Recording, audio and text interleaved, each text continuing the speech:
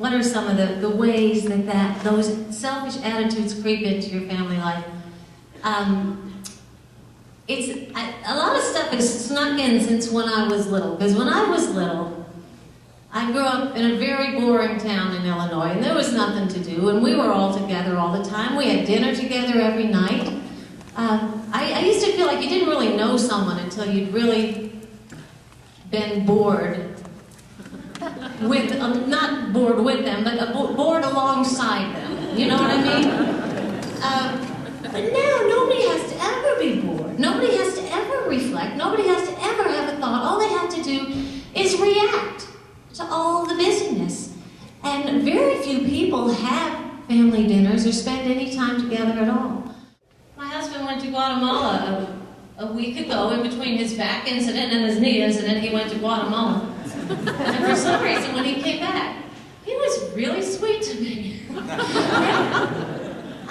I mean, not like right when he got back, like he was, like he had resolved on the entire airplane ride, I'm going to be nice no matter what. Like the next day, he was still real nice. He seemed like he really liked me. And it really got my attention. And I really thought maybe I might try liking him for a change. My husband lately, he said that he had this epiphany.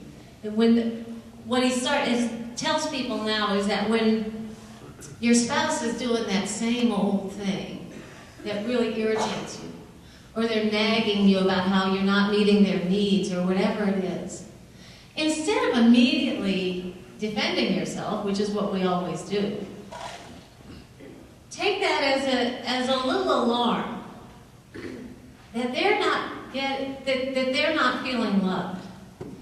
I think that a lot of times we feel so much like the unit of measure is ourselves. I have to defend myself. We don't think, I have to defend my marriage. And so when someone lets us know that they've received trouble or they're not happy with how things are going, we immediately retreat to ourselves and justify, well, I did this, this, and this, what's your problem? Instead of saying, well, you know, maybe he doesn't feel loved. So, you know, I think that there really is no love without irritation. And that's just the plain truth of it. So you just gotta kind of get over it. My husband Bill says that when he sees people in marriage therapy, he's real hardcore. He tells people, first of all, if you want to work with me, you turn off the TV for 3 months. And then we'll see how you're getting along.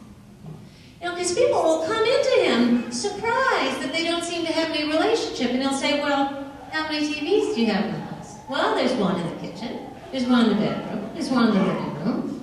You know, you walk, people are together in the house where they're all just tuned into something else. And so he not only does he tell them they have to turn off the TV, but he tells them they have to give without expecting anything in return. Now, a lot of people say, yeah, well, I know that irritates him. I would be willing to change that. He did something for me.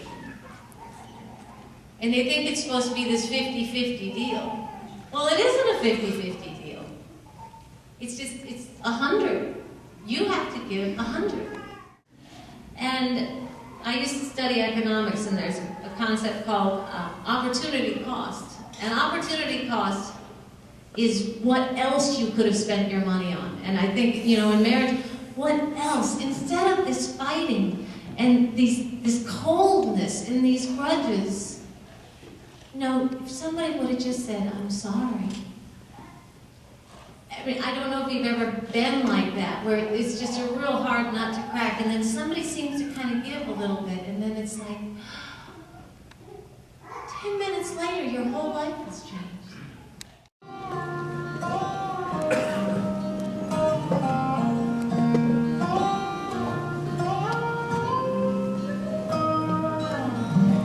Lay it on down and let it go. The Father above already knows, so there's no need for keeping score. Just lay it on down and shut the door.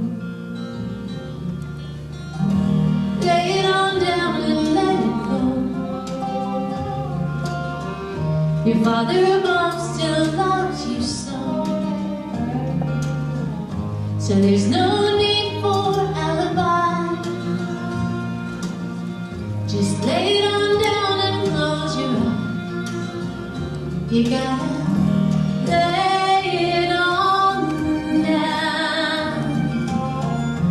Lay it on down. He said, she said, swirl